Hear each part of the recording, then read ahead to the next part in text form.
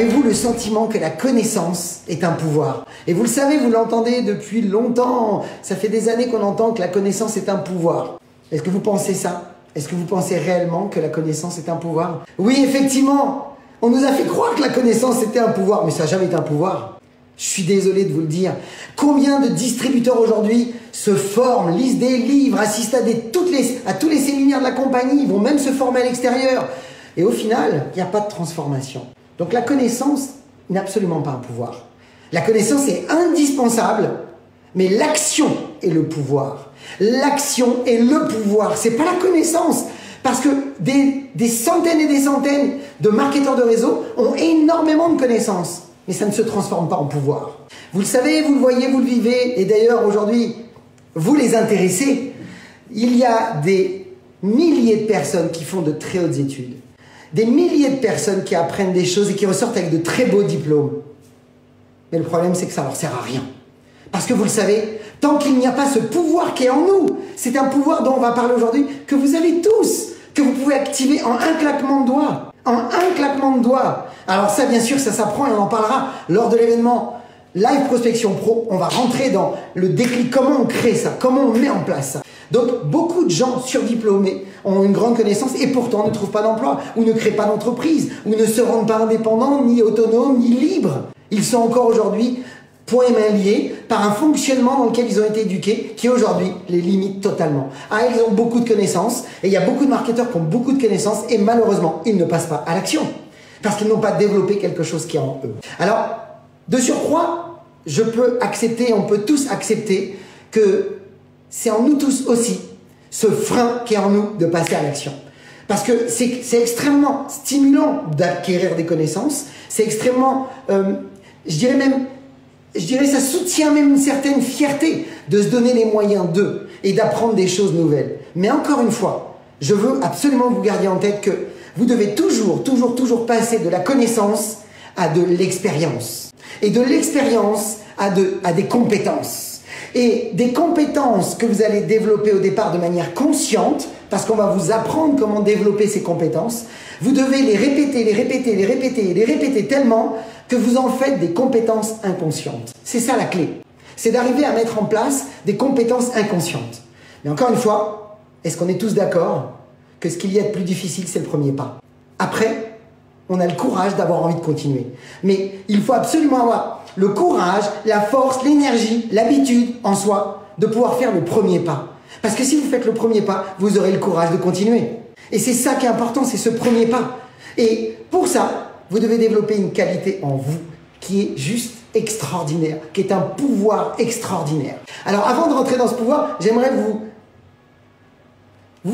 permettre de faire redescendre peut-être une certaine pression qui pour certains, je dirais mais mince, effectivement, j'apprends des choses mais je ne les transforme pas en compétences aujourd'hui. Je ne les transforme pas en expérience ni en compétences. Mais par contre, je veux que vous sachiez que c'est tout à fait normal. Et encore une fois, je vous comprends si vous êtes dans ces situations-là. Parce que votre inconscient ne veut pas que vous changiez. Votre inconscient veut absolument vous garder dans votre zone familière. Il veut éviter effectivement de vivre encore des stress extrêmement puissants. On ne va pas rentrer dans ça parce que ça vient de notre naissance à la base, qui fait que notre inconscient va tout faire pour trouver des stratagèmes pour nous éviter de passer à l'action, pour nous éviter de nous transformer ou de changer quelque chose. Alors qu'est-ce qu'il fait en premier? Et c'est les deux choses qui, à mon sens, aujourd'hui, vont permettre de pouvoir vous aider à vous dire « Ok, il est temps de créer une nouvelle habitude en soi qui existe en moi aussi, qui a un pouvoir qui est en moi. » C'est que la première chose que votre inconscient fait, qui est en vous, qui est naturelle, c'est que lui va vous d'abord vous faire tout oublier. Ça veut dire que vous allez apprendre des choses et en général, 70% de l'information que vous recevez disparaît en 24 heures. Donc déjà, il faut le prendre en compte parce que autant pour vous, quand vous apprenez et que vous prenez de la connaissance, déjà cette connaissance, elle est faite pour être oubliée dans votre cerveau de manière à ce que vous ne changiez pas. Deuxième chose, c'est qu'on a un système en nous, qui fait que, eh bien, on a des espaces très courts où dès qu'on rentre dans de la réflexion, eh bien, on tue l'action. C'est-à-dire qu'on est pris par de la procrastination, déjà, non pas parce qu'on n'aime pas faire ce qu'on doit faire. Bien sûr qu'il y a des choses qui ne sont pas naturelles. C'est pas des choses que passer des appels téléphoniques par dizaines, c'est pas naturel. Ça demande un effort délibéré. Ça demande de se mettre dans un état délibéré. Ça demande de se mettre même dans un environnement délibéré qui va nous aider, nous soutenir à passer à l'action. Mais encore une fois, si on procrastine, c'est souvent parce qu'on est trop dans la réflexion. Rappelez-vous que la réflexion tue l'action. Donc, comment faire pour passer de la connaissance à de l'expérience et de l'expérience en compétence? Je veux absolument vous garder une chose en tête. Rappelez-vous toujours, tout d'abord, que tout ce que vous allez entendre, vous allez l'oublier. On l'a dit tout à l'heure. Tout ce que vous allez voir, vous allez le retenir. C'est bien déjà. Mais par contre, tout ce que vous allez faire, pratiquer, vous allez le comprendre. Et il n'y a que par là, par l'action, par l'expérience, que vous allez comprendre les choses. Alors, quel est ce grand pouvoir? Qu'est-ce qui va faire que maintenant, vous allez pouvoir vous libérer et retrouver cette énergie en vous quand les moments sont bas, quand l'esprit est au plus bas, quand l'émotion est au plus basse? Comment reprendre ce pouvoir en soi? Comment se remettre dans cette énergie de dynamique? Eh bien, c'est ce pouvoir de flash qui est déjà en vous, que j'aimerais pouvoir vous aider à activer. Et ce, régulièrement, de manière à le rentrer dans une routine et que cette routine devienne une habitude et que cette habitude devienne un système nerveux en vous tellement puissant, tellement fort que ça devient automatique pour vous de déclencher l'action rapide. Parce que c'est quoi le pouvoir de flash? C'est d'avoir le pouvoir d'implémenter, d'appliquer tout de suite, rapidement, expressément.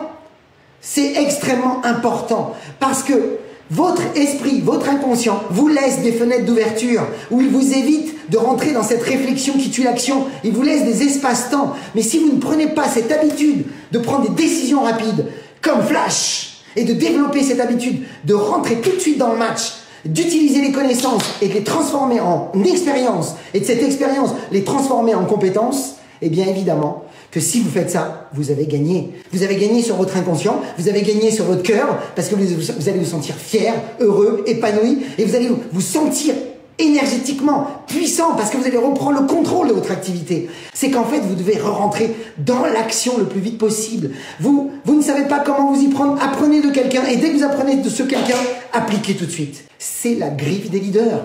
Je veux absolument que vous compreniez que ce dont on parle, ce pouvoir est en vous. Et c'est la griffe des leaders.